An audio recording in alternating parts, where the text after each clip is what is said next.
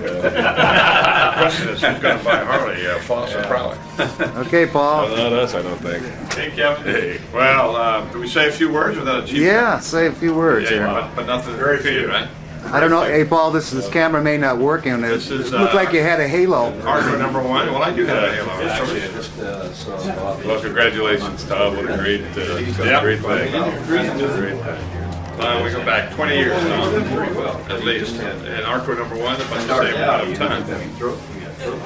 But anyway, It's going to be a fun day. we're happy to be here, and thanks for the invitation. Good, they're all ready for us, Alan. Okay. Okay, it's Hey, Tom, happy birthday. Hey there, Tom. Happy birthday. Let's go fishing sometime. That sounds great. Like, how about right after your birthday Yes. celebration? Yeah. It again. Maybe most of my fishing. Happy birthday.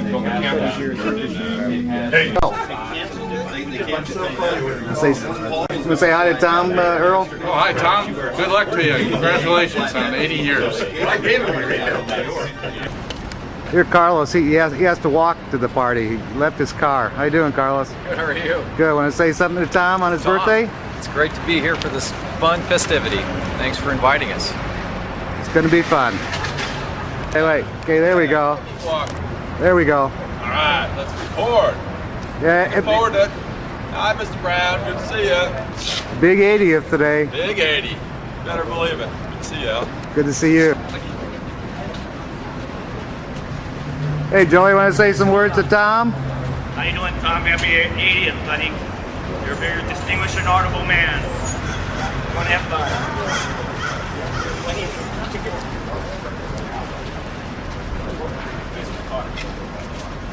Good to see you, Joey.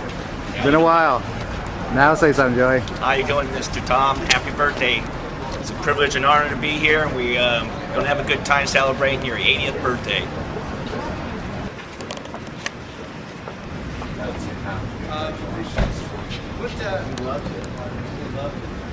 don't have any fear of climbing up ladders, do you? Any fear of climbing up ladders, do you? Like this ladder on the ship.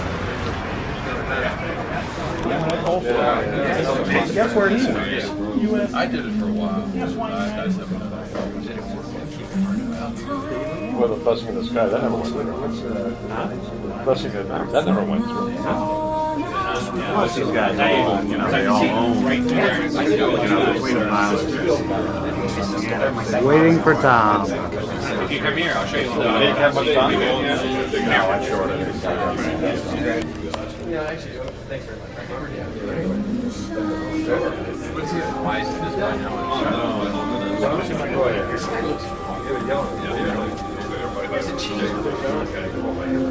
have an advantage. My airline has changed for 30, 40 years.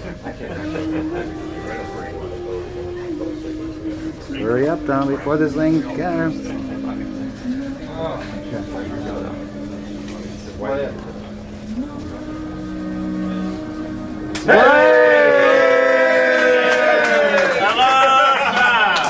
One for the Gipper. How are you? Hey, it's good to see you. Hey, Thomas. Hey, good to see you. Oh my gosh. Happy birthday, buddy. Finally done something. What's happening? Huh? Well, the girls will be here pretty soon. Tom, you're looking good. Huh? Good there, young man. Oh, 30 bucks a prize. You're forgiven. Glad. Well, that's the good news. The bad news is we've already gone through about 8 bottles of wine. And you're paying. Yeah. Happy birthday. Hope you have the whole credit card you used to have. All for attending. Be assured, Tom is very glad to see you today, even though he has no recollection of ever meeting you. Not true. Not true. He remembered my name. Tom was brought here under the false pretense of seeing one of ConocoPhillips' new Millennium Class tankers. Tom is very glad to see you, although he's still a little pissed off he's not getting to see the man. Many of you know that Tom ran a commercial charter fishing business after he retired from the barge business using a boat named His Goodness. Janice is never really understood why it wasn't called Her Goodness, and she's the one that saved all the money to pay for it. True. Tom is turning 80 years old tomorrow, December 6th. Many of you may recall that December 7th is the anniversary of Tom. I can assure you today that this is purely a coincidence that Tom had nothing to do with it.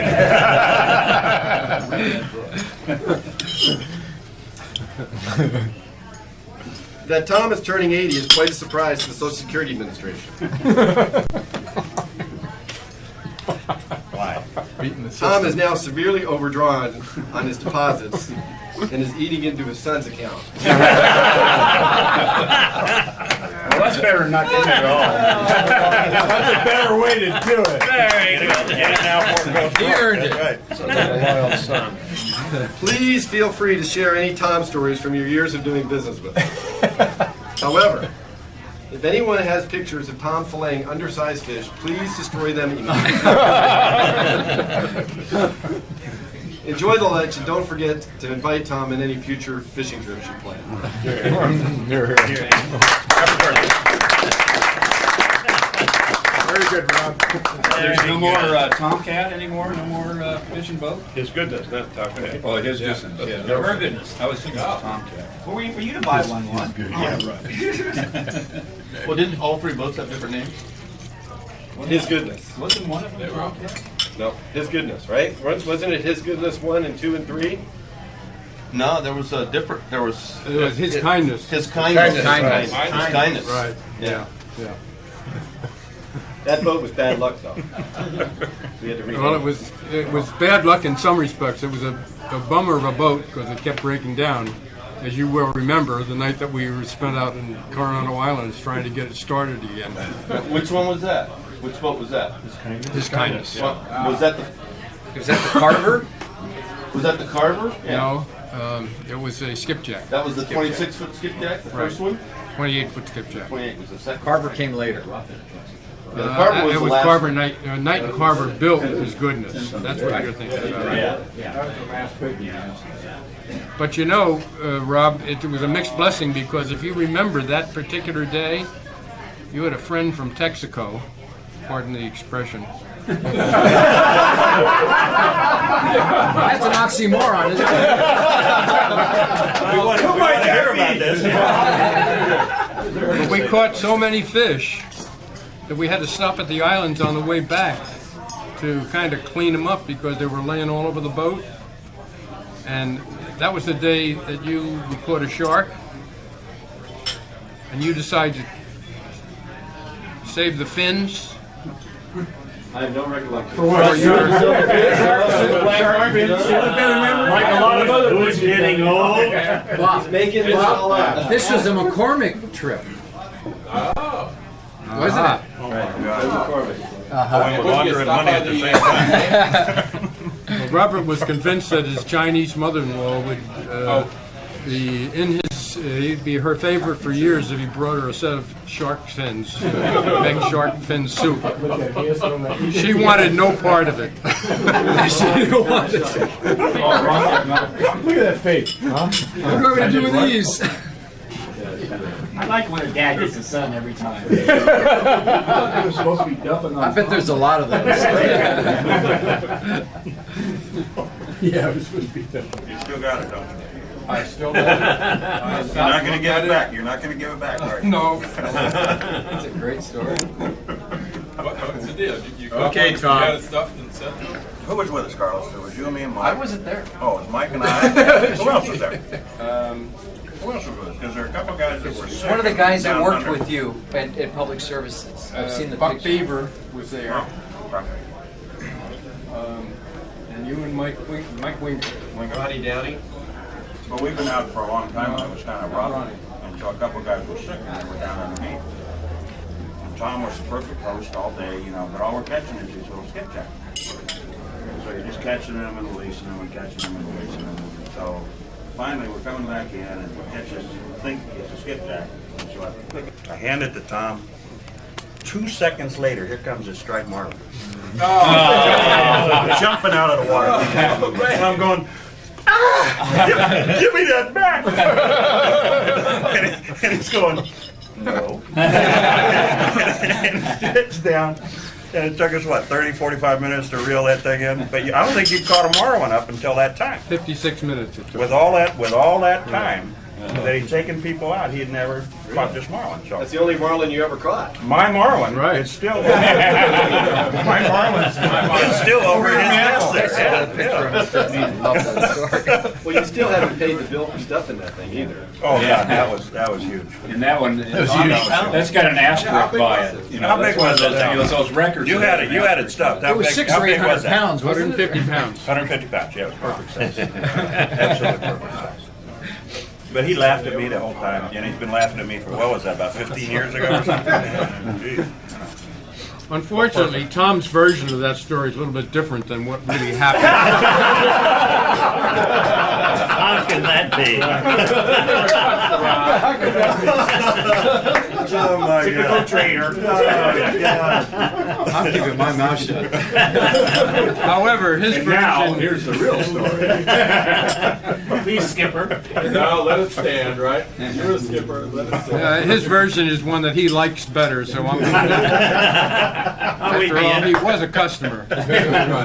He'd be interested in yours, Tom. What really happened, Tom? Come on. Well, what really happened was they had hooked this one skipjack and they were in the process of bringing it in. Tom was among the group that was over there crowded in the boat, and Was Tom actually on this the boat? other skipjack did. And I was in the process of bringing the skipjack in, and Tom was standing there, and I said, "Hey, Tom, would you like to bring this fish in?" And he said, "No, Tom, you bring it in." I said, "Okay." So it was just a nuisance at that point, bringing in these skipjack and throwing them back over. And suddenly, the skipjack that was on there became a very big fish. And that marlin came right smack out of the water, and he was just staring at us. And at this point, Tom wants the rod back. I offered it to him, and he said no. It's amazing how much we forget. And Tom, are you wrestling him? The fact the proof in the pudding is Between Wingett and that myself. if Tom had had that marlin on, and I had said, "Give me the rod back," he never would have done it. He never would have done it. That would have been it. So, his story has a little weakness in it. John, whatever happened to customer fishing? We had a boat full of it. And matter of fact, we caught so many that about 1,300 we're going to head back into San Diego. Now it comes time to clean the fish, and we have this fish over. It must have been 300-400 pounds of fish on board, and we assumed that the crew would consist of Tom. Well, of course, start cleaning the fish, right? And we had a bunch of neophytes on board, and Tom shows up and he says, "Gentlemen, this is a filleting knife, and this is a glove, and this is how you do it, and I will only show you one time." And we're all looking at each other saying, "Well, we just on this boat. I mean, it was a crew." Well, Tom didn't like either, you. Either you cleaned that fish, or you would have put a 45-pound bluefin in your freezer. Because nobody else was going to do it.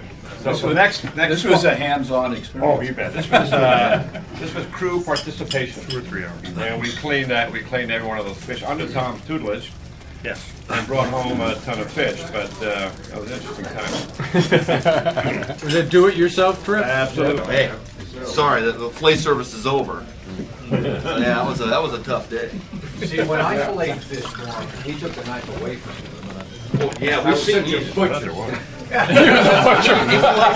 there a limit on these things? There is a limit. There was one. That sounds like a lot of fish. So That sounds like it's got to be slightly over the limit. Well, I took out 3 customers that day on Tom's boat, and I think we caught 34 Really? That's 34 is Bluefin too? I think no, I don't think it's all bluefin. I think we had 8 bluefin and 26 or so yellowfin or something that day. It was pretty. It was a crazy day, and they were all like 30 to 40 pounds. And that was all. You can do that within the limit. That was all within the limit. What's the deal on? Who knew what the limit? I don't know. No, you were in Mexican water. We were in Mexican water. Yeah, right. And this was 15 years ago. That's right. But that was a good day.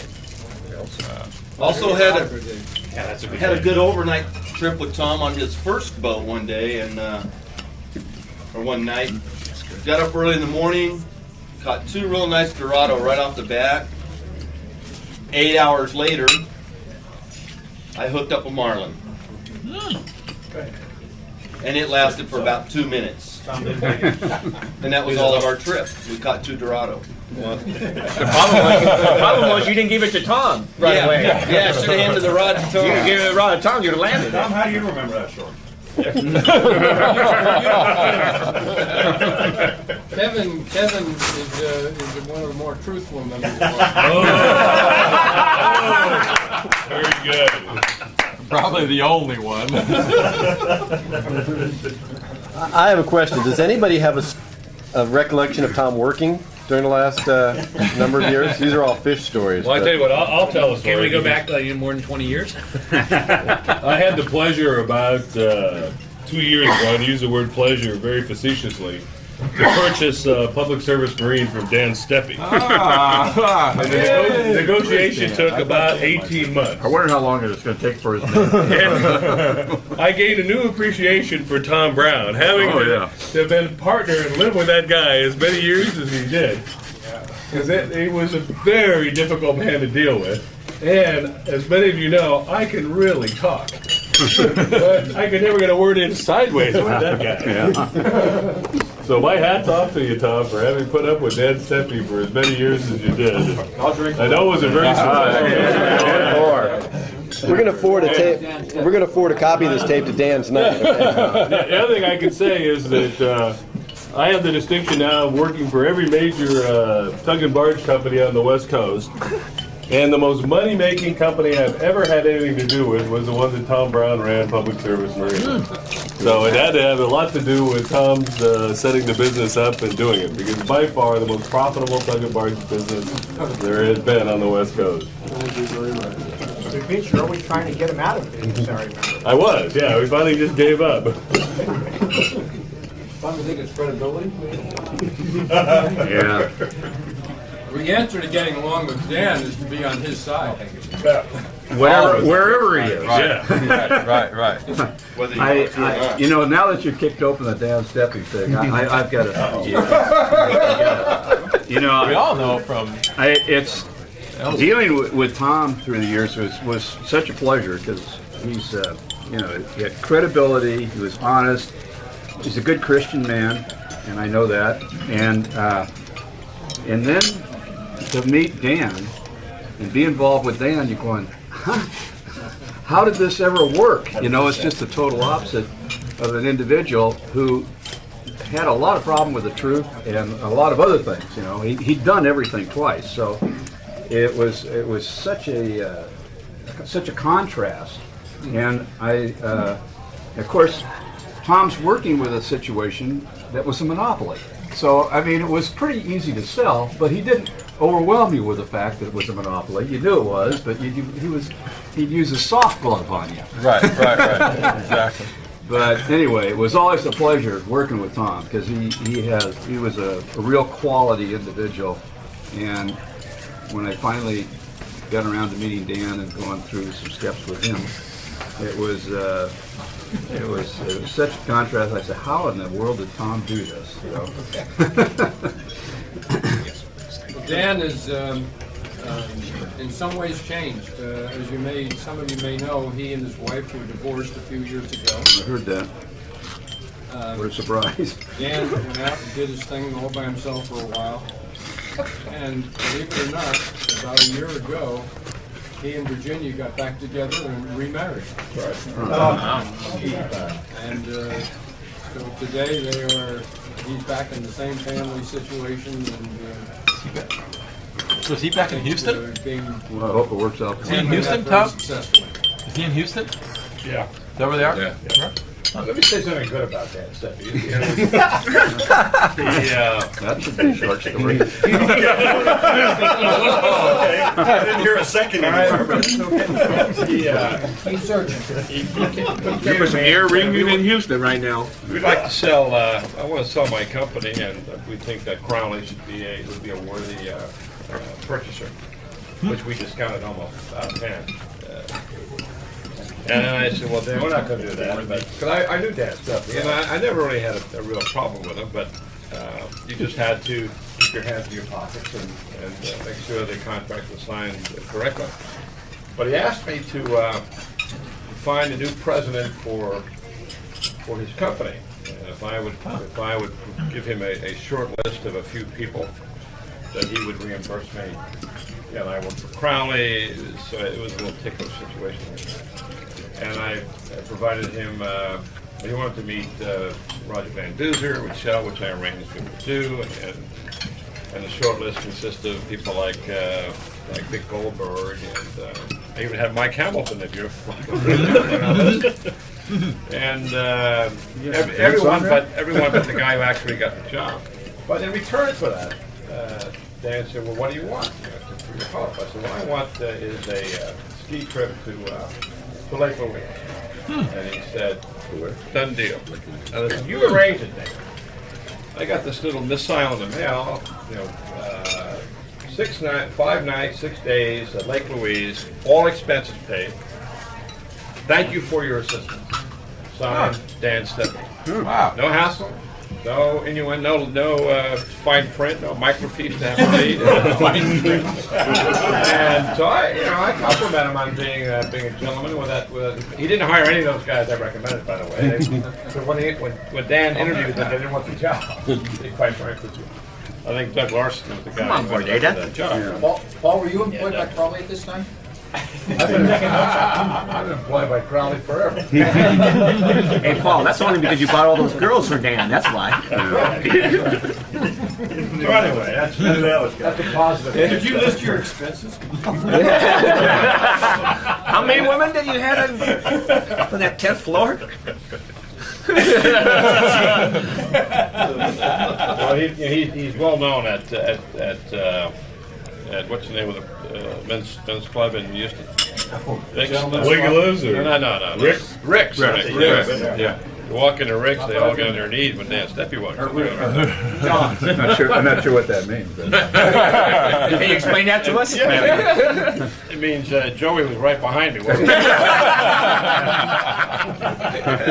A step behind. Careful what you wish for. We don't want to go there. I can tell a lot of stories about you, Paul. A whole lot of guys have been Well, let's not go down that road. There's a few Japanese clubs I can talk about. I'm sorry, Tom. We're focusing on Tom. Yeah. Well, he's our teacher. We call him Japanese sensei. All right. Sensei is the older ones who teach us the ways of doing business. Wisdom. My dad has never been in Rick's. I believe that. Yeah. I believe that. That's easy for you. As well as the son. What's the name of that place in San Diego? Tom, Rick's is a library in Houston. Well, you know what? They charge a lot for an overdue book, though. Tom didn't do too bad because Rob here is he's a Careful what you're going to say. Watch it, though. Watch it. Look out, Lisa might have to see this. Yeah, my wife's going to see this. Come on, fall far from the Well, I can't fault him marrying Chinese because I'm Asian, so he did a good job there. But he brought up a good son, and he's well respected, so takes after you. So, in that compliment, you did good. But he still needs to learn a little of the ropes. Yeah, so when are you going to take over the charter business and start inviting us to come fishing? Yeah. Oh. Well, I would, except there are no more fish left out there. Yes, pretty much. some of the Fish are guys all caught gone. way too many back there. Remember those undersized fish that you have photographs of? Those were the fish that I was supposed to be catching. And he told me he was going to get a 45-footer and 50-footer. So we're kind of waiting. Yeah, we're waiting for you, baby. Does Lisa know about that? I swear to God, I saw him fillet a fish that was about no larger than an anchovy one time. But he did a damn fine job of it. That was my catch. That was a good day. Oh, that's funny. Any fish that got in the boat wasn't going back. Al, anything you caught, you kept. Yeah, Fillet the sardine. it's a keeper had a whole different meaning in Tom's world. I'll tell you this though, when you went fishing with Tom and he said underway 0400, like the better Navy be meant there. 0400, You better be there. and that boat was ready to go. The engines were turned on, the rods were in the rod holders, and he was always there an hour before we got there, and he was always there after we left. So You're getting your fillet knives lined up. well, I had back to that story, but you know, it was a sad day when Tom gave up that business because it was one of our favorite outings every year, a couple 3 times, and there was no. I've been on a lot of 6-packs since that time. None of them qualifying as well as Tom's did. Here. Yep. Tom, you always charge too little, though. You could have upped your price to this group. It's okay. Could have upped your price. It was okay. check the expense count. That's why Paul. It It was like the board. Why don't you tell Tom the real story? How much you really charge the company? What you pay to Tom? Say goodbye to Presley. You're not going to see him again.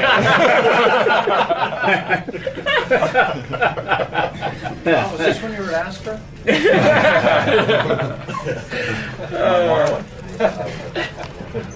Talk about taking a rod away. I have to remember this as recall a story on a Petroleum Club fishing trip, and as you would not give the rod back to Mr. Pressler here. I remember the time that Mr. Ortiz was on the fishing for albacore, was on the stern of the Indian, I guess it was. I don't know if he gave you the rod, Larry, or somebody else, but he said, "I got to go to the John, and would you hold my rod for me?" And of course, Larry, I think it was, being a gentleman, took the guy's rod. Carlos is in a can, and he hears this scream of a rod, of the line going in. He comes up with his pants around his ankles, and he says, That's my rod! That's my rod! "Give me that rod!" That's not your rod. And he rips the rod right out of Larry's hand. The moral of that story is, don't get in the way of Carlos Ortiz and his fish. I mean, that's all right. Yeah, but you know One what? or 2 fish a trip. But you know, as you get older and your back gets a little weaker, you wuss out and you don't go on fishing trips anymore. Isn't that right, Carlos? Boy, what did you do to everyone, Carlos? I can't believe Carlos would not go on a fishing trip. Oh, no. It's okay. He let me. Him not going, I caught the first place fish. So, Oh, okay. so I have to take him for that. Kevin, that fish was hooked by a diver. It was that big? It was that much bigger than the rest of them? I rolled it in. We're out of the harbor yet. Yeah. Yeah, and you shouldn't put That's real customer fishing. Kevin. You take your own diver with you. You remember when you're going to hook a fish on, hook a saltwater fish on next time, okay? Shouldn't be frozen. No largemouth bass. Hit the only trout ever caught. Yes, I remember this. It's a Coronado sea trout. Islands. It's a sea trout. Gorgeous. Oh, this group's I want to hear tough. about Bob mingling with the bait. Any stories like that? Oh, yeah, there's a bingle story. Bob falling in the bait tank? No, we don't know anything about that. Do we, Bob? You pushed me, you son of a gun. I wasn't even standing close to you. I was just standing in the background It laughing. was you and your buddy next to you there that pushed me. That's my favorite story. See, Bob would rather be golfing, that's why. I always remembered the note that you sent with that. Because you said something to the effect that looks like Paul, you're saying I've got the biggest fish, but Carlos says, no, I've got the biggest one. Yeah, I remember that, sending you that note. I remember you got a kick out of it. Oh, no. Who's between Carlos and Tom? Tom, where's your boat now, Tom? Where's his goodness now? Light on it. That's good. That's good. Just hold it up The straight. shipbroker is Houston.